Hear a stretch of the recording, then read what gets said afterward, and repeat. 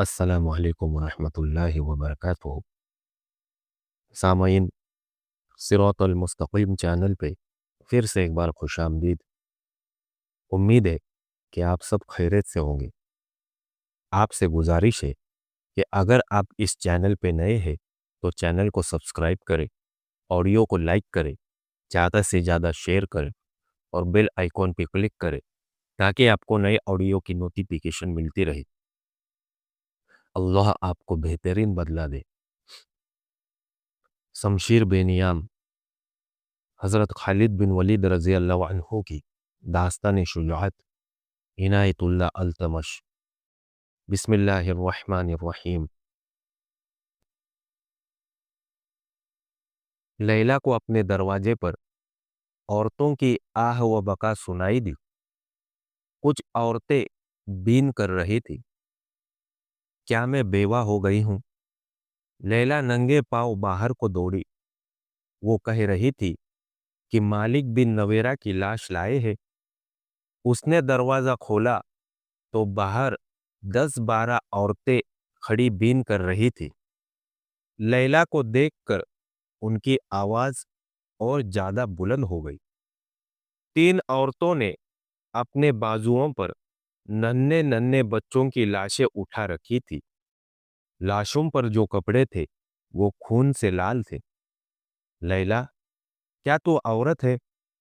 एक औरत अपने बच्चे की खून आलूद लाश लैला के आगे करते हुए चिल्लाई।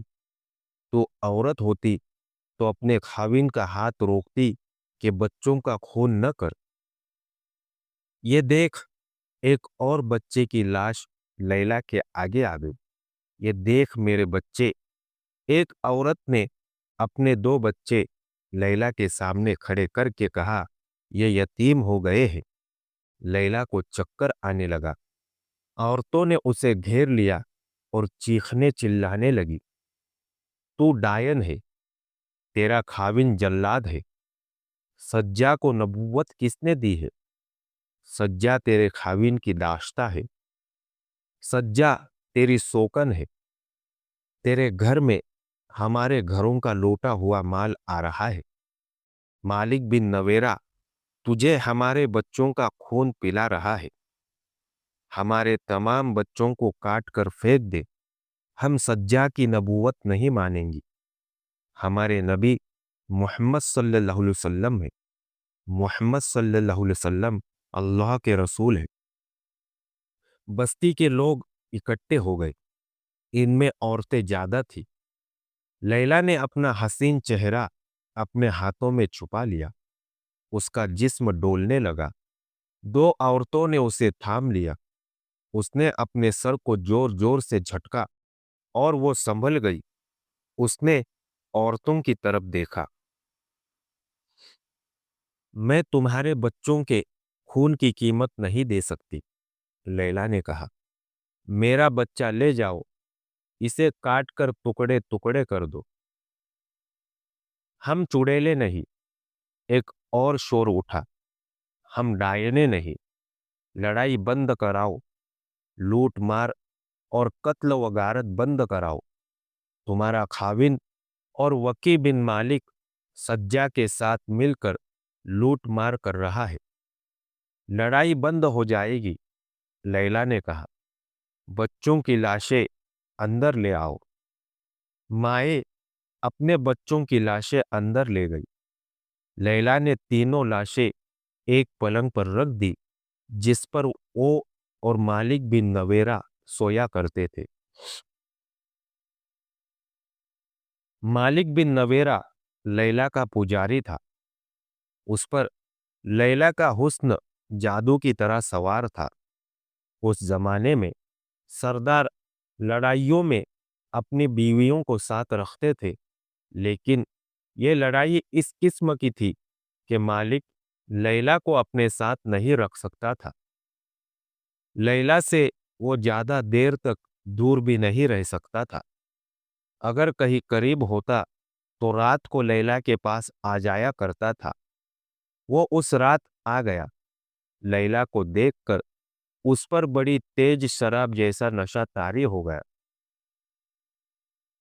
क्या इस पलंग पर कोई सोया हुआ है?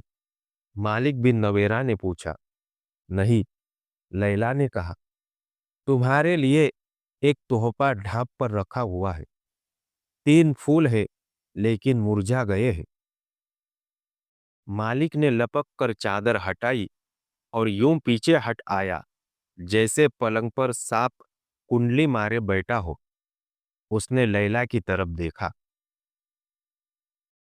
खून पीने वाले दरिंदे के लिए इससे अच्छा तोहफा और कोई नहीं हो सकता, लैला ने कहा और उसे सुनाया कि इनकी माए किस तरह आई थी और क्या कुछ कह गई है। उसने अपना दूध पीता बच्चा मालिक के आगे करके कहा, जा ले जा इसे और इसका भी खून पी ले। लैला ने कहा, क्या तू वह मालिक बिन नवेरा है जिसे लोग हंसमुख कहते हैं? क्या यह है तेरी सखावत और शुजाअत कि तू एक औरत के जाल में आकर लूट मार करता फिर रहा है? अगर तू बहादुर है तो मदीना पर चढ़ाई कर, यहाँ निहत्थे मुसलमानों को कत्ल करता फिर रहा है। मालिक बिन नवेरा मामूली आदमी नहीं था। उसकी शख्सियत में इनफरादियत थी जो दूसरों पर तासुर पैदा करती थी। इसने ताने कभी नहीं सुने थे। उसका सर कभी नहीं झुका था। क्या यह है तेरा गुरूर? लैला ने उसे खामोश खड़ा देखकर कहा, क्या तू इन मासूम बच्चों की लाशों पर तकब्बुर करेगा? एक औरत की खातिर एक औरत ने तेरा गुरूर और तकब्बुर तोड़कर तुझे कातिल और डाकू बना दिया है। मैं अपने बच्चे को तेरे पास छोड़कर जा रही हूं। पीछे से एक तीर मेरी पीठ में भी उतार देना। लैला, मालिक बिन नवेरा गरज कर बोला, मगर बुझ के रह गया और मुजरिम से आवाज में कहने लगा, मैं किसी औरत के जाल में नहीं आया। झूठ न बोल मालिक, लैला ने कहा, मैं जा रही हूं। सज्जा को ले आ यहां।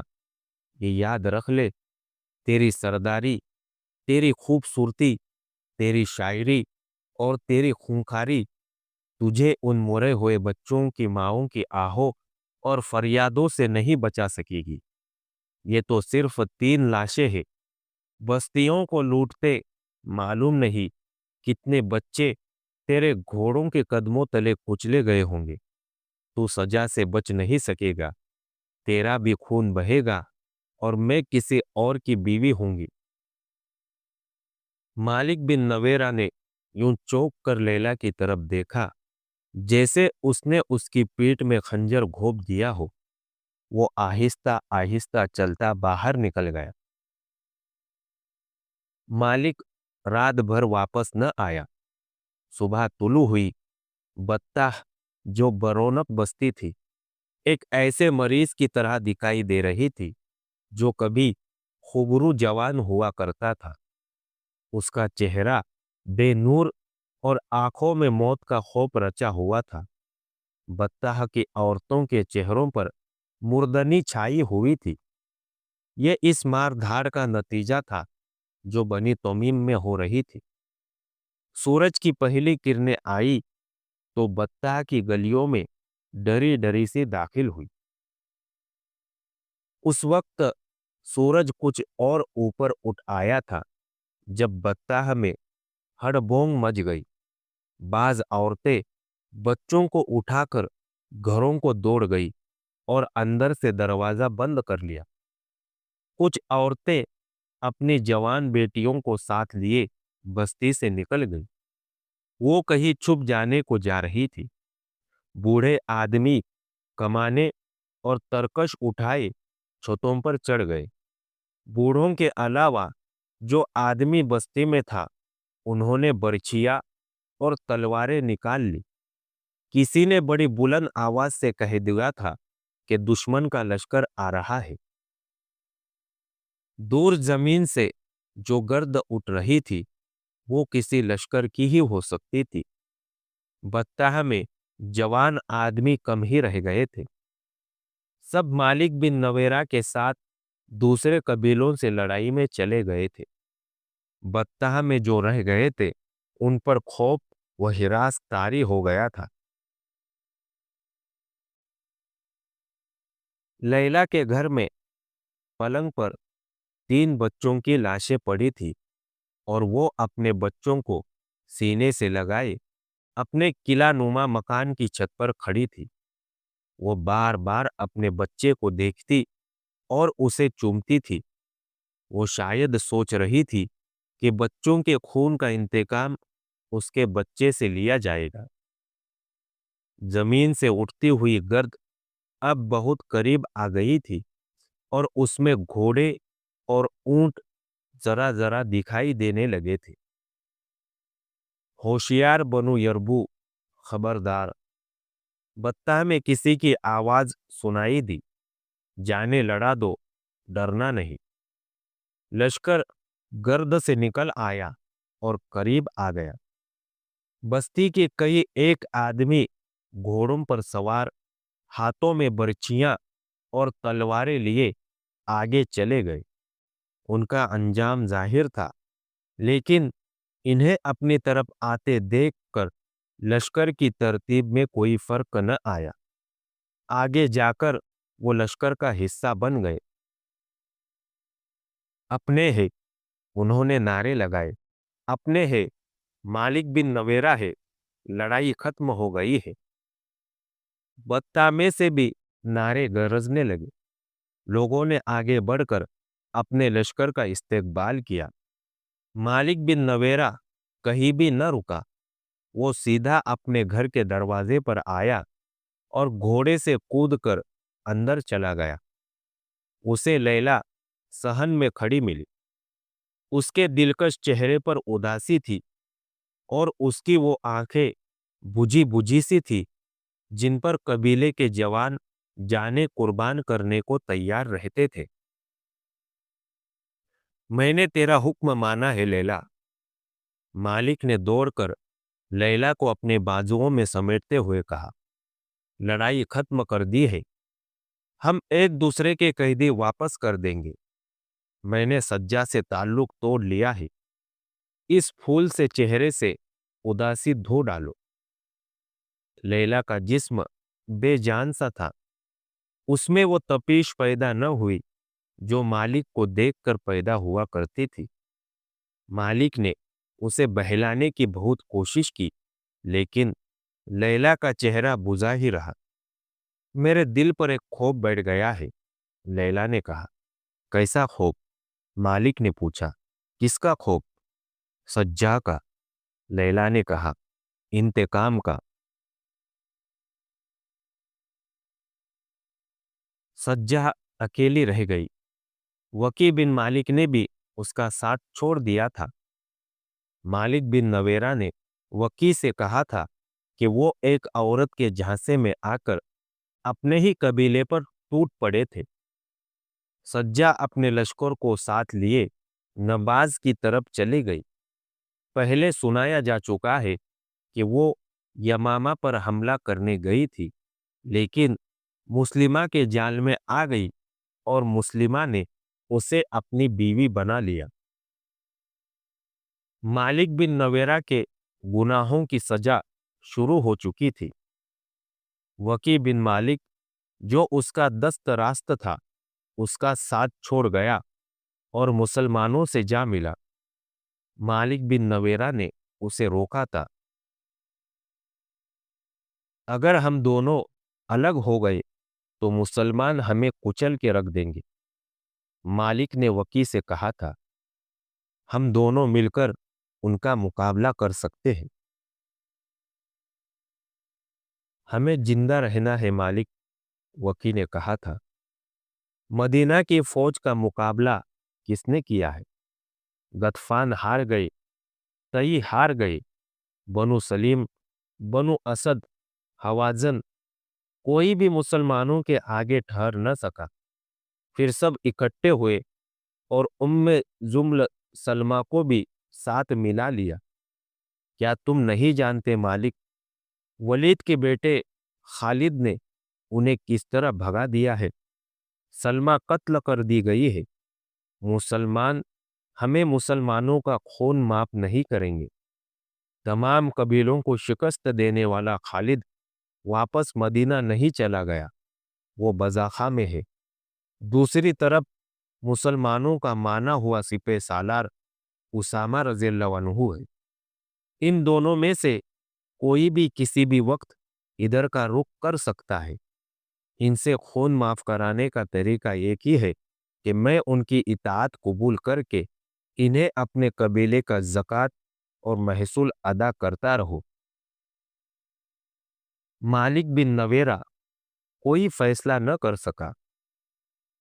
खालिद बिन वलीद रज़ियल्लाहु अन्हु तक इत्तिला पहुंची चुकी थी कि मालिक बिन नवेरा को रसूलुल्लाह सल्लल्लाहु अलैहि वसल्लम ने अमीर मुकर्रर किया था, मगर उसने ज़कात वगैरह वसूल करके मदीना न भेजी और लोगों को वापस कर दी है।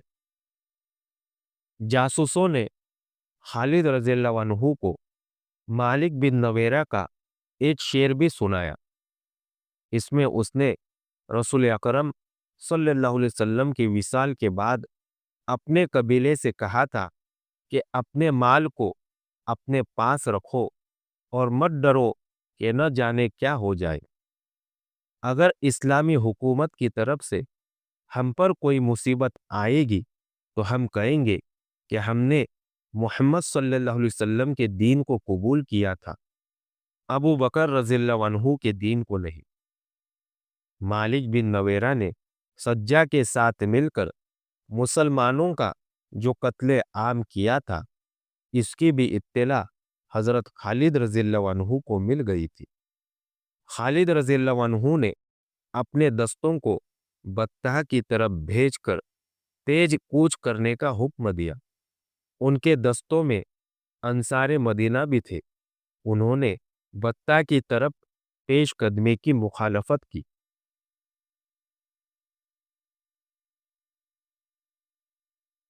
खुदा की कसम, खालिद रज़ियल्लाहु अन्हु ने कहा, मैं अपने सिफा में पहले आदमी देख रहा हूं जो अपने अमीर और सालार की हुक्म अदूली कर रहे हैं। उसे हुक्म अदूली समझे या जो कुछ भी समझे।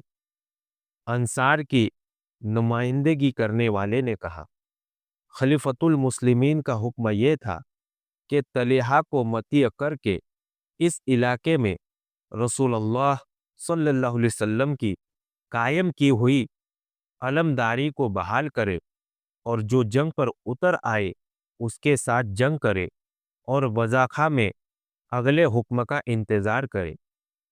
हम जानते हैं कि मदीना से ऐसा कोई हुक्म नहीं आया कि हम बत्ता पर हमले के लिए जाए। क्या तुम में कोई है जिसे ये मालूम न हो कि मैं तुम्हारा अमीर और सिपह सालार हूं?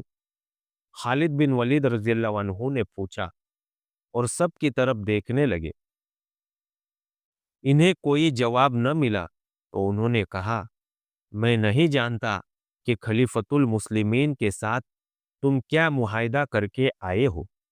मैं ये जानता हूं कि खलीफा ने मुझे हुक्म दिया था कि जहां भी इस्लाम से इनहराफ की खबर मिले और जहां भी मदीना के साथ किए गए मुआहिदों की खिलाफ वर्जी नजर आए, वहां तक जाओ और इस्लाम का तहफ़्फ़ुज़ करो। मैं सिफा सालार हूं। अपनी जिम्मेदारियां पूरी करने के लिए अगर मुझे कोई ऐसी कार्रवाई करनी पड़ेगी जो खलीफा के अहकाम में शामिल नहीं होगी, तो मैं वो कार्रवाई जरूर करूंगा। खिलाफत के अहकाम मेरे पास आते हैं, तुम्हारे पास नहीं। हमने कोई कासिद आता नहीं देखा। अंसार में से किसी ने कहा, मैं इसका जवाब देना जरूरी नहीं समझता। खालिद रज़ियल्लाहु अन्हु ने झुंझलाकर कहा, और मैं किसी ऐसे आदमी को अपनी सिफा में नहीं देखना चाहता जिसके दिल में जरा सा भी शक और शुबहा हो। मुझे अल्लाह की खुशनुदी चाहिए। मुझे रसूल अल्लाह सल्लल्लाहु अलैहि वसल्लम की मुक़द्दस रूह की खुशनुदी चाहिए। अगर तुम्हें अपनी ज़ात की खुशनुदी चाहिए तो जाओ, अपने आप को खुश करो। मेरे लिए मुहाजिरीन काफ़ी है और मेरे साथ जो नो मुस्लिम है, मैं इन्हें भी काफ़ी समझता हूँ। मशहूर मुअर्रिख तिबरी ने लिखा है कि हज़रत अबू बकर रज़ियल्लाहु अन्हु ने अपने अहकाम में ये शामिल किया था, बनी असद के सरदार तलीहा की सरकोबी के बाद खालिद रज़ियल्लाहु अन्हु के दस्ते बत्ताह तक जाएंगे, जहां के अमीर मालिक बिन नवेरा ने ज़कात और महसूलात की अदायगी नहीं की और वह इस्लाम के मुनहरिफ होकर इस्लाम का दुश्मन बन गया है। तिबरी और दीगर मौर्रिखों ने भी लिखा है कि अंसार बज़ाखा में रह गए और खालिद रज़ियल्लाहु अन्हु अपने मुजाहिदीन को इनके बगैर बत्ताह ले गए। जब ये लश्कर बज़ाखा से चला तो अंसार ने बाहम सलाह मशवरा किया। वो महसूस करने लगे थे कि इतनी दूर से इकट्ठे आए थे, इकट्ठे लड़ाइयाँ लड़ी और अब हम में फूट पड़ गई है। हमें पीछे नहीं रहना चाहिए था और इसलिए भी हमें पीछे नहीं रहना चाहिए था।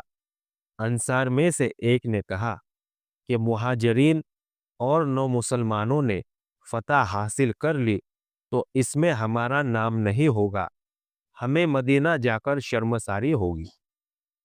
और इसलिए भी एक और ने कहा कि खालिद बिन वलीद रज़ियल्लाहु अन्हु को कहीं शिकस्त हुई तो मदीना में लोग हम पर लानत भेजेंगे कि हमने मदीना से इतनी दूर मुहाज पर जाकर खालिद रज़ियल्लाहु अन्हु को और अपने साथियों को धोखा दिया, हम मलऊन कहलाएंगे। खालिद रज़ियल्लाहु अन्हु के दस्ते बज़ाखा से दूर निकल गए। एक तेज रफ्तार घुड़सवार पीछे से आ मिला और खालिद रज़ियल्लाहु अन्हु के पास जाकर घोड़ा रोक लिया। क्या तुम अंसार में से नहीं हो जो पीछे रह गए हैं? खालिद रज़ियल्लाहु अन्हु ने पूछा। हाँ अमीर लश्कर, सवार ने कहा, मैं इन्हीं में से हूँ। उन्होंने भेजा है कि मैं आपसे कहूँ कि उनका इंतजार करें, वो आ रहे हैं। खालिद बिन वलीद रज़ियल्लाहु अन्हु ने अपने दस्तों को रोक लिया। कुछ देर बाद तमाम अंसार आ गए और दस्ते बत्ता की तरफ रवाना हो गए। आज के लिए इतना ही काफी है। अगली दास्तान जानने के लिए हमारे साथ जुड़े रहिए और इस ऑडियो को ज्यादा से ज्यादा शेयर करना ना भूलें। दुआओं की गुजारिश। अस्सलामु अलैकुम व रहमतुल्लाहि व बरकातुहू।